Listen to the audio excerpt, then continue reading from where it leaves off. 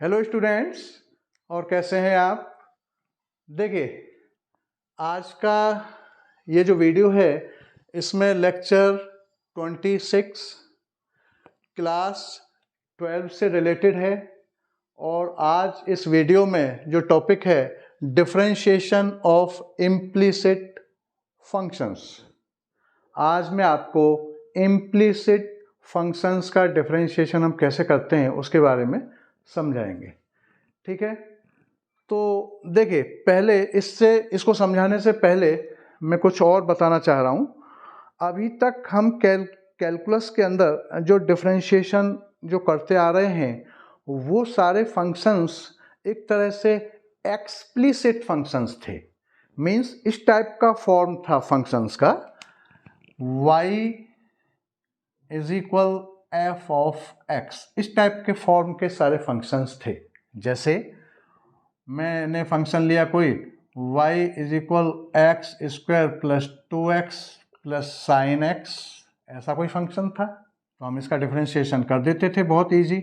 Differentiate with respect to x, तो dy and dx is equal d n d x x square plus 2 constant है तो 2 बाहर d n d x और x plus d n d x और sine x. तो ये सारे जो टर्म हैं प्लस माइनस जो भी अटैच हैं इन सब के साथ ऑपरेटर लगा देते थे और फिर इसका क्या हो जाएगा 2x हो जाएगा, इसका 2 × 1 हो जाएगा, इसका cos x हो जाएगा। ये आपका dy एंड dx, ये आपका डेरिवेटिव आ गया। किसका? इस फंक्शन का ये डेरिवेटिव आ गया। ये मीन्स आंसर आ गया एक तरह से आपका। तो फंक्शंस का जो फॉर्म था वो इसमें आप क्या देख रहे हैं कि इसमें आप ये देख रहे हैं कि जो इक्वल साइन है, इस इक्वल साइन से एक साइड में आपका एक्स एक्सिस, एक साइड में आपका एक्स वेरिएबल, सॉरी, आप जो इक्वल साइन है उस इक्वल साइन से आपका जैसे कि ये लेफ्ट हैंड साइड है और ये आपका राइट हैंड साइड है। भाई ये बीच में इक्वल साइन है, ठीक है ना। तो आपका लेफ्ट हैंड साइड में y वेरिएबल नजर आ रहा है केवल, और राइट हैंड साइड में x वेरिएबल वाले टर्म्स नजर आ रहे हैं, x वेरिएबल ओनली। ठीक, कहने का मतलब है y is equal F of x। इस टाइप का फंक्शन, इस टाइप का फॉर्म नजर आ रहा है, यही तो मैं कह सकता हूं। इक्वल साइन से इधर सारे के सारे x वेरिएबल से रिलेटेड टर्म्स हैं और इधर y वेरिएबल से रिलेटेड हैं, ठीक है ना। तो ऐसे हम इस टाइप के डिफरेंशिएशन हम करते आ रहे थे। फंक्शंस का जो फॉर्म था y is equal F of x, और यहां पर जो y is equal F of x जो था, इसमें x जो है वो इंडिपेंडेंट वेरिएबल था, ठीक है ना, इंडिपेंडेंट वेरिएबल।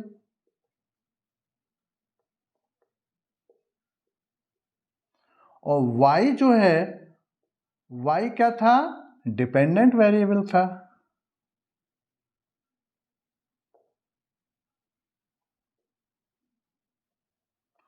और जो इंडिपेंडेंट वेरिएबल के रेस्पेक्ट में हम डिफरेंशिएशन करते आ रहे हैं अभी तक। डिफरेंशिएशन किसके रेस्पेक्ट में हो रहा है? इंडिपेंडेंट वेरिएबल के रेस्पेक्ट में, इंडिपेंडेंट वेरिएबल के रेस्पेक्ट में डिफरेंशिएशन करते आ रहे थे। ये काम हो रहा था अभी तक, ठीक। और इस टाइप का फॉर्म था। तो अभी तक जो डिफरेंशिएशन जो कैलकुलस के अंदर हम जो करते आ रहे हैं, कैलकुलस के अंदर वो डिफरेंशिएशन ये फॉर्म था। तो हम इस फॉर्म को, या ऐसा जो फंक्शन का फॉर्म है, इसे हम एक्सप्लिसिट फॉर्म कहते हैं, एक्सप्लिसिट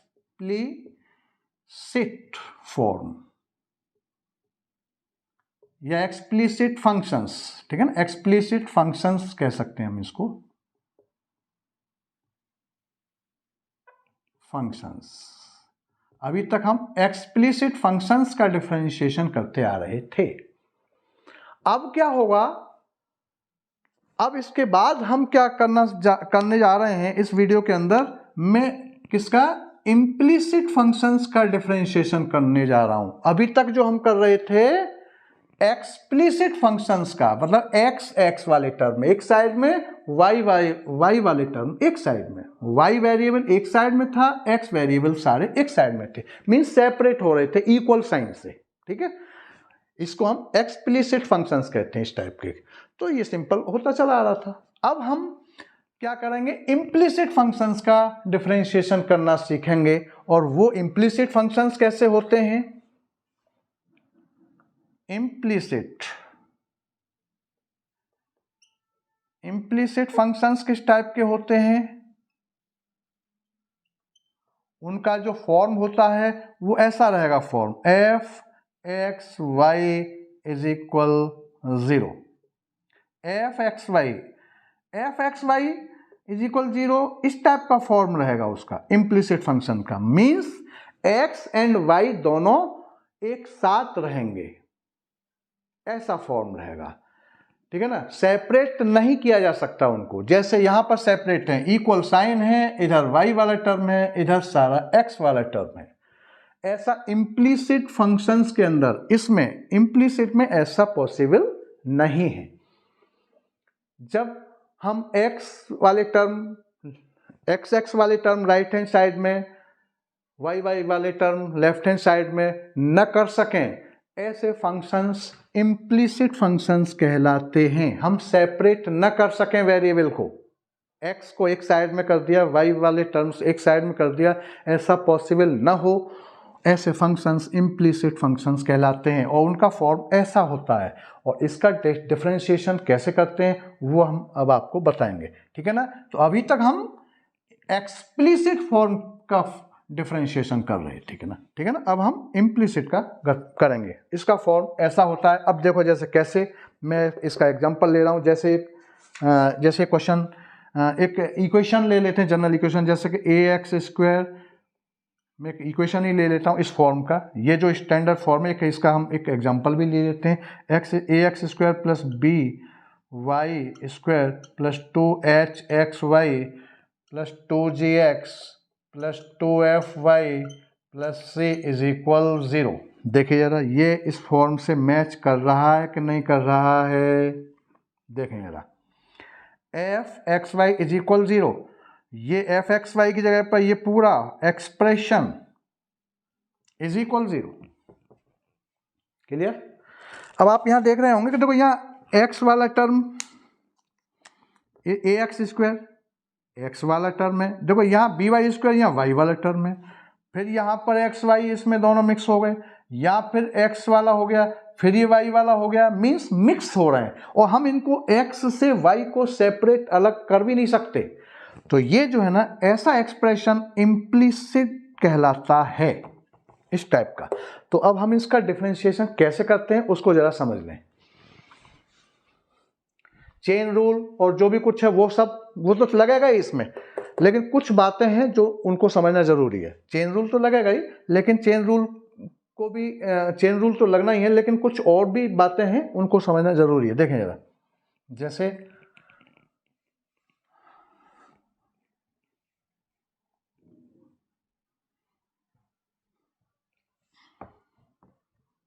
मैं अब एक बात यहाँ ये बताना चाह रहा हूँ कि जैसे मान लो हमारा y है कोई फंक्शन, पहले इसको ऐसे समझ लो, ये वेरी वेरी इंपॉर्टेंट है। मैं कोई साइन y कोई फंक्शन है, ठीक, साइन y फंक्शन है, और मैं इसका x के रेस्पेक्ट में डिफरेंशिएशन करना चाह रहा हूँ। डिफरेंशिएट विद रेस्पेक्ट टू, पहले y सुन लो जरा, पहले मैं ऐसे लेता हूँ इसको, ऐसे समझिए। पहले साइन x लो, पहले साइन x कोई फंक्शन है और इसका मैं differentiation with respect to x ही करना चाह रहा हूं। क्लियर हो गया? साइन x यहां भी वेरिएबल, जो वेरिएबल है उसी के रेस्पेक्ट में मैं इसको डिफरेंशिएट करना चाह रहा हूं। तो देखिए क्या हो जाएगा, तो dn dx और साइन और x क्या हो जाएगा आपका कॉस और एक्स, खत्म मामला, ये हो जाएगा। जो अभी तक हम करते भी आ रहे हैं, जिसके रेस्पेक्ट में कर रहे हैं वही वेरिएबल यहाँ नजर आ रहा है और ये स्टैंडर्ड फॉर्म में है, तो ये हो जाएगा, ठीक। और अगर मान लो स्टैंडर्ड फॉर्म में है, स्टैंडर्ड है ना, कोफिशिएंट 10 पावर 1 है, तो ये हो गया, इसका चेन रूल लगाने की कोई जरूरत ही नहीं है। अगर मान लो ये स्टैंडर्ड में नहीं है, यही फंक्शन ऐसा है dn dx और साइन और ये x और 4 ऐसा है पावर एंगल के अंदर x की पावर 4, तो ये स्टैंडर्ड में नहीं है, तो इसका डिफरेंशिएशन वेरिएबल सेम है। देखो यहाँ जिसके रेस्पेक्ट में हो रहा है वही वेरिएबल यहाँ दे रखा है, जैसे यहाँ था यहाँ वेरिएबल दोनों, लेकिन ये स्टैंडर्ड फॉर्म में था तो इसका डायरेक्ट ये हो गया, लेकिन यहाँ भी वेरिएबल x है और यहाँ भी वेरिएबल x है, यहाँ भी सेम है, लेकिन इन दोनों में फर्क क्या है कि ये जो फंक्शन है वो स्टैंडर्ड फॉर्म में था, ये स्टैंडर्ड फॉर्म में नहीं है। यहाँ x की जगह पर x4 रिप्लेस हो रहा है, ये क्या हो रहा है, ये रिप्लेस हो रहा है x की जगह पर x4, तो यहाँ चेन रूल लगेगा, जहाँ रिप्लेस होता है वहीं चेन रूल लगता है।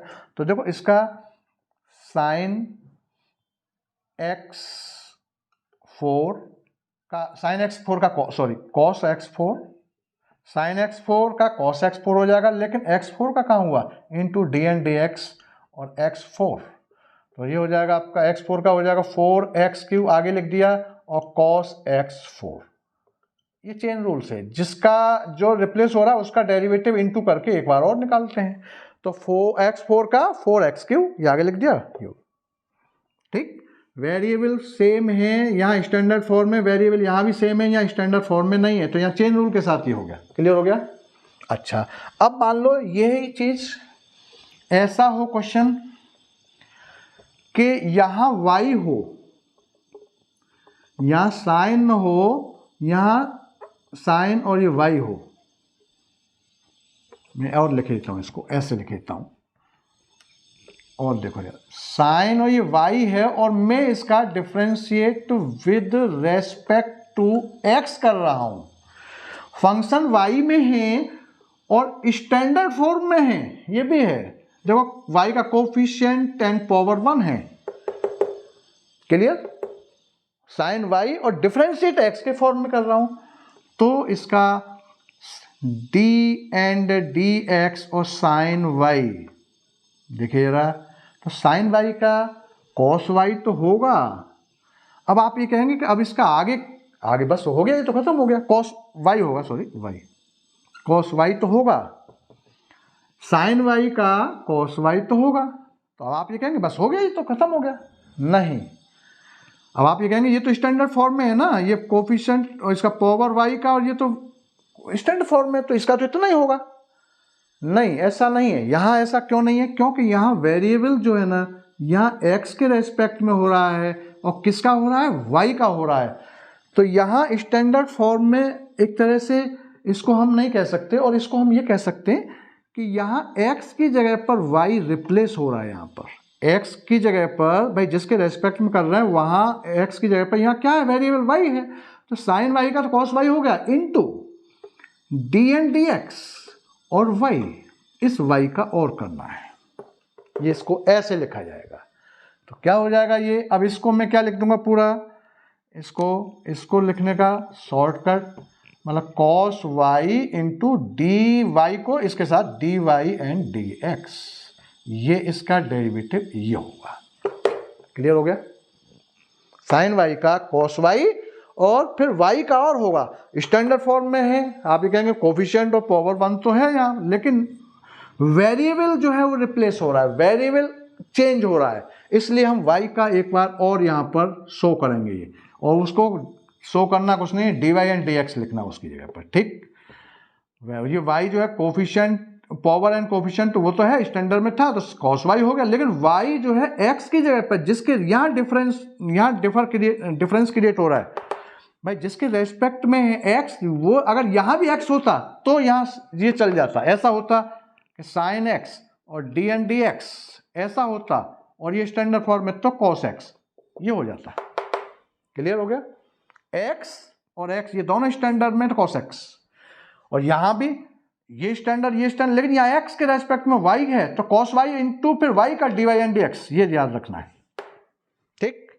बस यही इम्प्लिसिट फंक्शंस के लिए आपको इस बात को याद रखना है। जैसे मैं एक बार और समझा दूँ इस बात को, जैसे मैं ले रहा हूँ और फंक्शन ले रहा हूँ, मैं मान लो ले रहा हूँ y की पावर 4 और इसका मैं डिफ्रेंशिएट कर रहा हूँ x के रेस्पेक्ट में, differentiate with respect to x। देखिए रहा, तो देखो dy एंड dx और x y का कर रहा हूँ, y की पावर 4 का, तो इसमें फॉर्मूला वो लगेगा पहले डी एन डी एक्स की पावर n x n-1, ये तो लग ही जाएगा यहाँ पर डी एन डी एक्स, तो ये क्या हो जाएगा 4y और 4-1। लेकिन x के रेस्पेक्ट में कर रहा हूँ तो y यहाँ रिप्लेस, x यहाँ पर y रिप्लेस हो रहा है, मीन्स ये चेन रूल लग रहा है। ये क्या लग रहा है? चेन रूल अप्लाई हो रहा है into d n d x और y, ये चेन रूल अप्लाई हो रहा है ये, ठीक है ना। तो ये क्या होगा 4y³ into d y and d x, ये आंसर हो गया। तो d y and d x जो डेरिवेटिव है वो ऐसे यहाँ रखना होगा, यही चेन रूल है, क्योंकि x की जगह पर ये रिप्लेस हो रहा है, x की जगह y है तो y का भी करना है ना इंटू करके, तो ये आपका ये डेरिवेटिव यहाँ शो करना पड़ेगा, ठीक है। और अगर मैं इसका ऐसा करता कि x4 और डी एन डी एक्स होता, ये चीज ऐसे होती, ऐसा ना हो करके एक तो ये सिस्टम हो गया x और y4, तो इसका ये होगा, और x d n d x और x के रेस्पेक्ट में हो रहा है, तो 4 और x और 4-1, बस इतना ही होगा 4x³ खत्म मामला, क्योंकि x के रेस्पेक्ट में x का ही हो रहा है, तो बस इतना, ये आंसर, ठीक। और y4 और ddy ऐसा है, मान लो दोनों जगह y है, तब भी 4 और y और 4-1 तब भी यही होगा, फिर भी यही होगा 4y और ये 3, यहां भी चेंज, जैसे ये है x इसका आंसर ये, ऐसे दोनों जगह y हो तो ये आपका ऐसा हो जाएगा आंसर। यहां भी चेन रूल नहीं लगेगा, यहां भी चेन रूल नहीं लगेगा, यहां भी चेन रूल नहीं है, यहां भी चेन रूल नहीं, यहां भी चेन रूल नहीं। चेन रूल कहां पर है? चेन रूल कहां है? जहां वेरिएबल बदल रहा है वहां चेन रूल लग रहा है। क्लियर हो गया? x के रेस्पेक्ट में y का कर रहा हूं या y के रेस्पेक्ट में x का कर रहा हूं, ऐसा भी हो सकता है। जैसे मैंने d एंड dy और मैं x की पावर 4 ऐसा कर रहा हूं मैं, ऐसा भी हो सकता है। देखो x के या y के रेस्पेक्ट में x फंक्शन का कर रहा हूं या x के रेस्पेक्ट में y फंक्शन का कर रहा हूं, इन दोनों जगह चेन रूल लगेगा। तो यहां क्या हो जाएगा 4x3 इंटू यहां, अब यहां इंडिपेंडेंट वेरिएबल y है, इंडिपेंडेंट वेरिएबल, और x जो है वो डिपेंडेंट वेरिएबल है, तो dx एंड dy हो जाएगा। यहां पर यहां y की जगह पर x रिप्लेस हो रहा है, या x की जगह पर y या y की जगह पर x रिप्लेस हो रहा है, तो dx एंड dy, सॉरी ये हो जाएगा dx एंड dy, ये लिखूंगा मैं यहां पर इस केस में।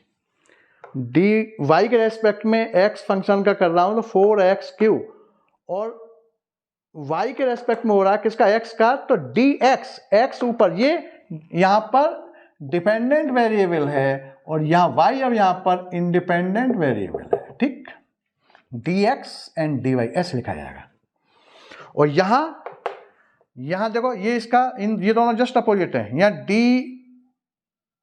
एंड dy और x4, और या d एंड dx और y4, ठीक है ना। यहां x के रेस्पेक्ट में है y का या y के रेस्पेक्ट में x का, तो देखो यहाँ y ये, और फिर यहाँ dy एंड dx, ये आ गया dy एंड dx या dx एंड dy।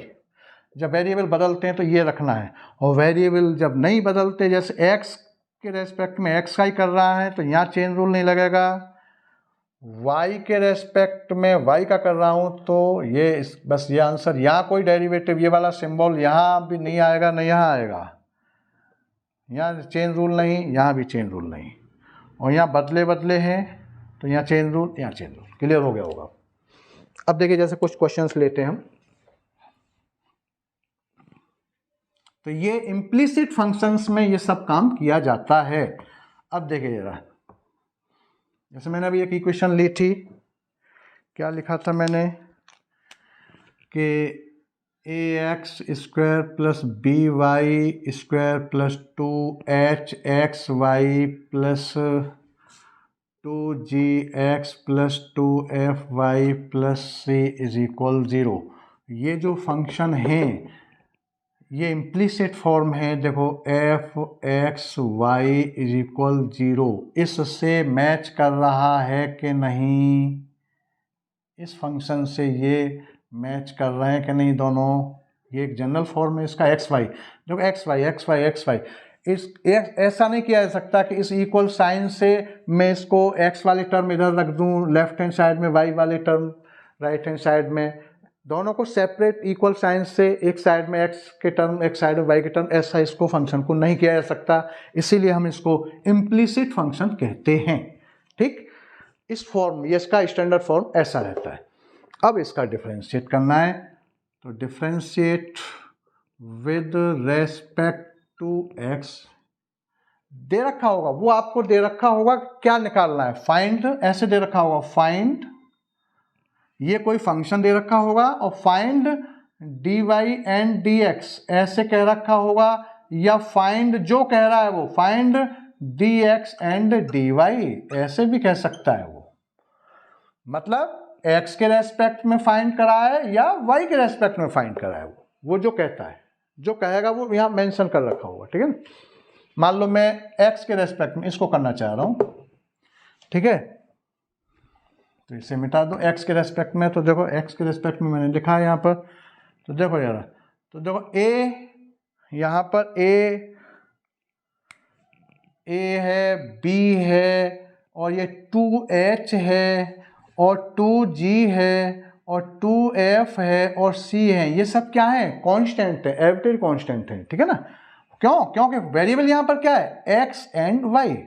भाई फंक्शन में देखिए इसका जो स्टैंडर्ड फॉर्म में ऐसा लिखा जाता है एक्स वाई, और इसको y यहाँ पर डिपेंडेंट वेरिएबल और x जिसके रेस्पेक्ट में इंडिपेंडेंट वेरिएबल। ठीक है ना, क्लियर हो गया। तो देखिए यार, अब मैं इसको कैसे करूँगा, देखिए, तो यहाँ पर a कांस्टेंट है, बाहर निकालेंगे d एंड dx, x के रेस्पेक्टिव बात हो रही है, और x square plus b d and dx y square plus 2h d and dx और x y प्लस 2g। ठीक है, इसको लेते हैं,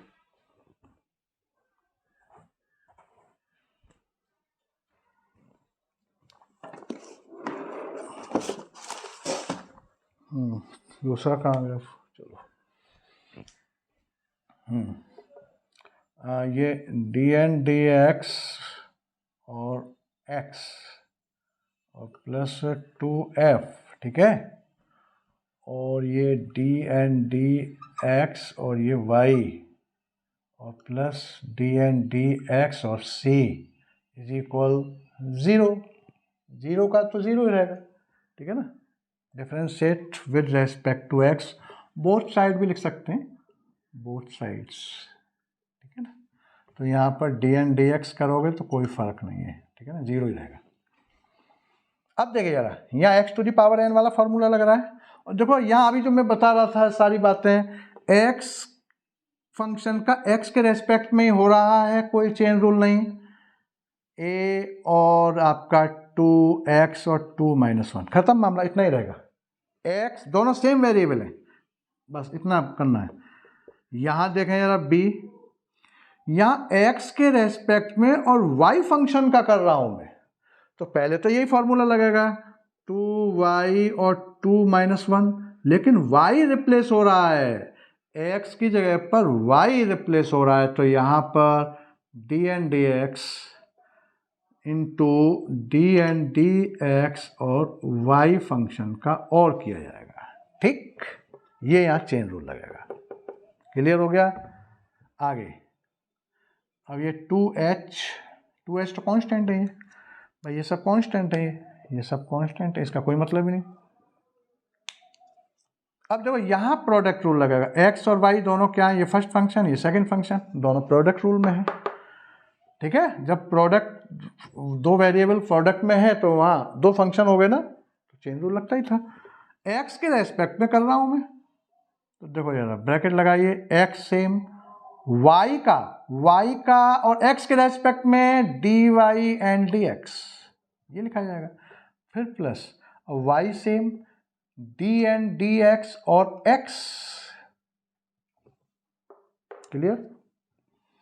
फिर उसके बाद में 2g, ठीक है, और इसका क्या हो जाएगा, यहाँ 1 हो जाएगा भाई, x का x के रेस्पेक्ट में 1। अच्छा यहां 2f तो है, लेकिन या x के रेस्पेक्ट में y का 1 नहीं होगा, ये रिप्लेस हो रहा है, तो इसको हम ऐसे लिखेंगे dy एंड dx, ऐसा लिखा जाएगा ये। और c का 0 और इज इक्वल 0, c कांस्टेंट है 0, ये भी 0।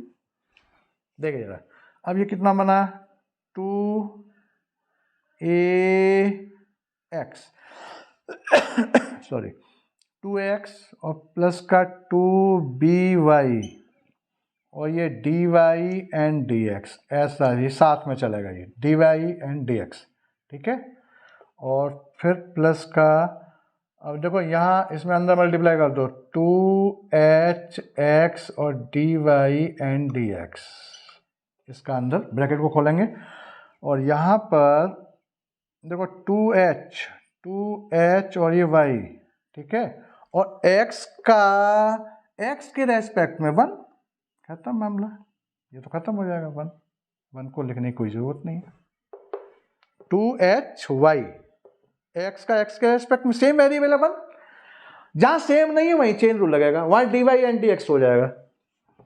फिर से यहाँ 2g ये बचा, और यहाँ 2f और dy एंड dx और इज इक्वल 0।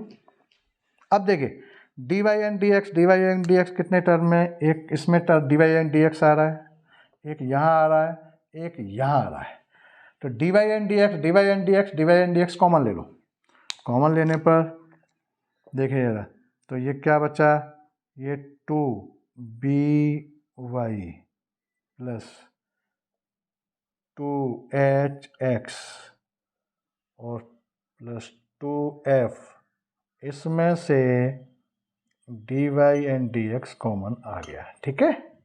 देख लीजिए भाई, ये 2by 2hx और 2f और ये dy and dx is equal.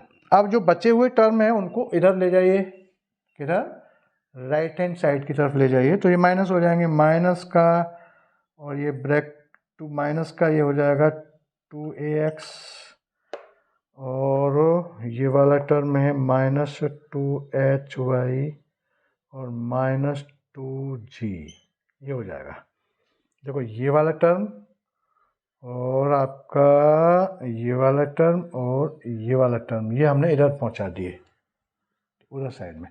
यहाँ से देखो 2 कॉमन आ रहा है, माइनस भी कॉमन आ रहा है, तो देखो ये क्या हो जाएगा, -2 और ax plus hy plus g, ऐसा लिखा जा सकता है ये। और यहाँ भी 2 कॉमन आ रहा है, देखो और कुछ नहीं आ रहा, 2 कॉमन, तो 2 कॉमन लेकर के by plus hx plus f, ऐसे लिखा जाएगा dy एंड dx। चेक करें, ये dy एंड dx, ऐसा मार्कर गड़बड़ कर रहा है, ये आपका इक्वल साइन है, तो देखो इस 2 से ये 2 कैंसिल हो गया, देख लीजिए, ठीक, ये चेक हो गया, 2 से 2 कैंसिल हो गया। अब dy एंड dx ही तो निकालना है हमें, निकालना क्या है, डेरिवेटिव निकालना है dy एंड dx, तो dy एंड dx जब निकालूंगा तो ये जो वैल्यू है जो इनटू में वो इसके अपॉन में चली जाएगी, तो ये क्या हो जाएगा आपका, देखिए मैं इसको मिटा देता हूँ यहाँ से।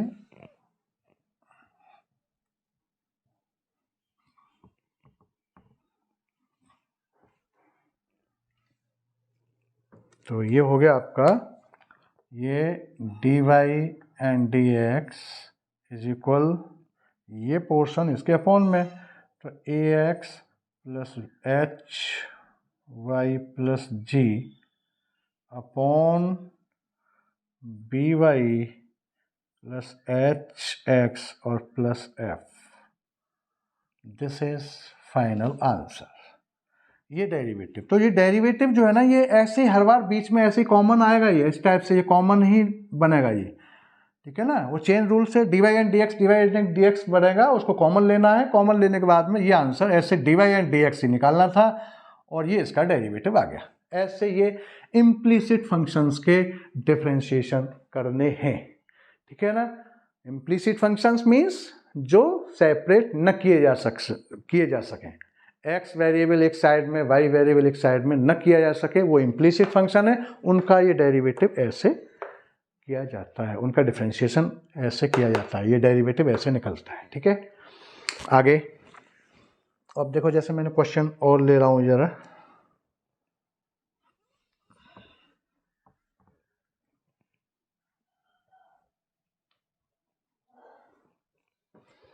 मान लो मैंने एक क्वेश्चन लिया, इफ, एक क्वेश्चन जैसे मैं ले रहा हूं यहां,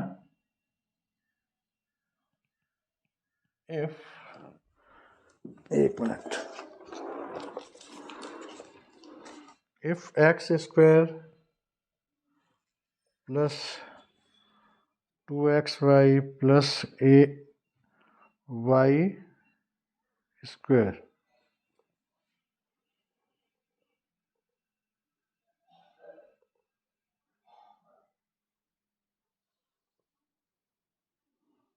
चलो इसे लेते हैं, ये वाला है x cube plus y cube is equal 3axy, ठीक। फाइंड, क्या कह रहा है, देखो ऐसे दे रखा होगा, find dy and dx, dy and dx ऐसे कह रहा है, फाइंड ऐसे बोल रहा है वो, तो अब आप खुद समझ लेंगे कि किसके रेस्पेक्ट में हो रहा है, x के रेस्पेक्ट में डिफरेंशिएशन की बात कर रहा है वो। और अगर वो ये कहता है फाइंड dx एंड dy, तो यहां पर क्या हुआ, ये इसका मतलब क्या है कि differentiating with respect to y हो रहा है, और ये differentiating with respect to x की बात हो रही है। क्लियर हो गया, ये differentiating with respect to x है, इंडिपेंडेंट वेरिएबल या इंडिपेंडेंट वेरिएबल होता है, ये क्या होता है आपका, बार बार लिख देता हूं मैं, इंडिपेंडेंट वेरिएबल, और ये आपका x यहां पर इंडिपेंडेंट है, यहां y इंडिपेंडेंट वेरिएबल है, ठीक है। क्लियर हो गया वो।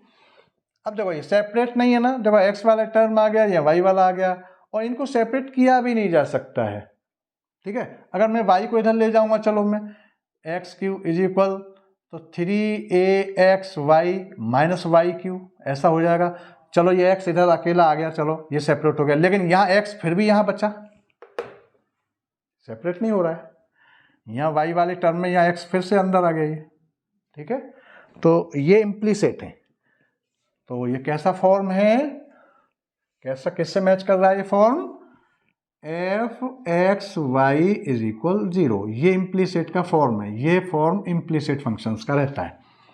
फाइंड कह रहा है, ये फाइंड हर बार बोलेगा x के रेस्पेक्ट में, इसका मतलब है differentiating with respect to x, तो देखिए यार d n d x x cube plus d n d x y cube is equal 3a, देखो 3a यहाँ कॉन्स्टेंट है, फंक्शन, इस फंक्शन में वेरिएबल क्या है, x एंड y, तो देखो x y वेरिएबल, तो ये 3a क्या हो गया, कांस्टेंट हो गया, ये कांस्टेंट टर्म है, ठीक है ना, और ये इनटू में है यहाँ पर, ठीक है ना, क्या है, इनटू में है, तो इसको बाहर निकालेंगे, और डी एंड डी एक्स के रेस्पेक्ट में, तो मैं x के रेस्पेक्ट में डिफरेंशिएट कर रहा हूँ, और x इंटू वाई, ठीक।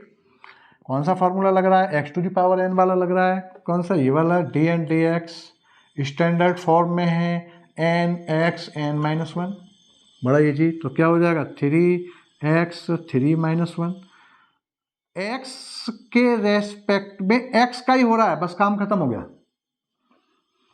अब देखना जरा, बस इतना ही करना, x के रेस्पेक्ट में x फंक्शन का ये होगा। आगे वाला क्या है, x के रेस्पेक्ट में y क्यों का हो रहा है, फंक्शन बदल गया। तो देखो यहाँ 3 और y और 3-1 ये तो होगा, लेकिन x की जगह पर y रिप्लेस हो रहा है, तो यहाँ चेंज रूल लगेगा, into d n d x और y का वो ऐसे लिख देंगे, बस इतना काम करना है x की जगह पर, ये बस इतना ध्यान रखना है इसमें, इम्प्लिसिट में बस यही ट्रिक ध्यान रखनी है। उसके बाद में फिर आगे इक्वल का साइन है, और फिर 3a,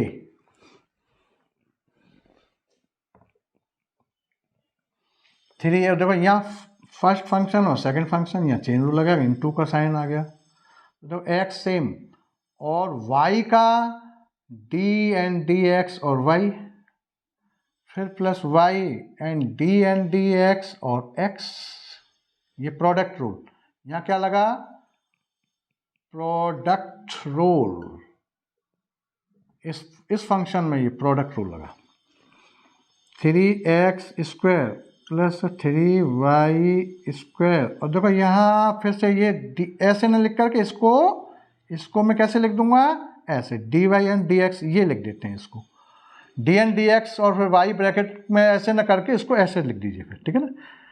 आगे ये 3a x इंटू, ये भी देखो ऐसे dy एंड dx ऐसे लिख दिया जाएगा, और फिर y और इंटू x के रेस्पेक्ट में x का 1 करता हूँ, दोनों वेरिएबल सेम है,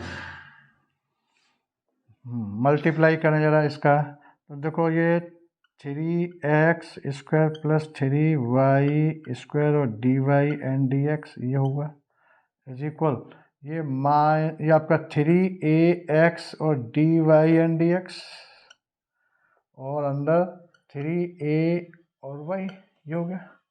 अब देखो वही फिर से बात आ गई, हमें क्या फाइंड करना है, dy एंड dx, तो dy एंड dx वाली टर्म एक साइड में ले लो और dy एंड dx कॉमन ले लो उसमें से, देखो इसको इधर ले आओ, तो ये क्या हो जाएगा, और इसको इधर ले जाइए, तो देखो ये 3y² dy एंड dx, ये टर्म तो यहाँ है ही, इसको इधर लाओ, minus 3ax dy and dx, ये हो जाएगा इधर आने पर, इज इक्वल, ये 3ay तो यहाँ है ही, इसको इधर लाओ, माइनस का 3x और ये स्क्वायर हो गया।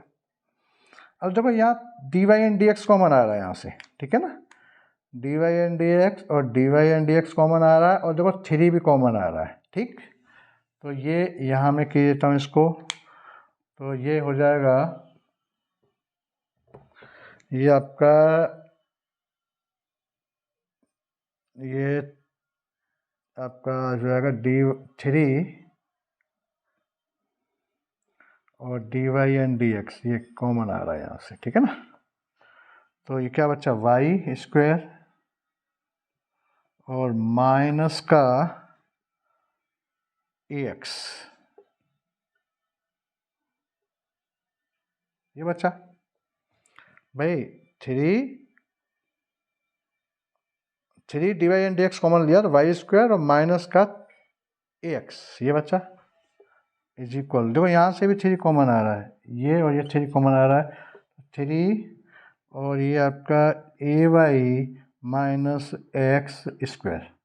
अब देखो इस 3 से ये 3 कैंसिल हो गया, तो देखो dy and dx is equal ay minus x² upon में y² minus ax, this is final answer. यही फाइंड करना था, ऐसे करना है क्वेश्चन, ठीक। ये है सब इम्प्लिसिट के, क्लियर हो गया होगा इम्प्लिसिट का मामला, ठीक है। तो बस आज के लिए बस इतना ही, और ये वीडियो अगर आपको पसंद आया हो तो इसको लाइक करिए, सब्सक्राइब करिए और बेल आइकन बटन दबाना मत भूलिए। Thank you.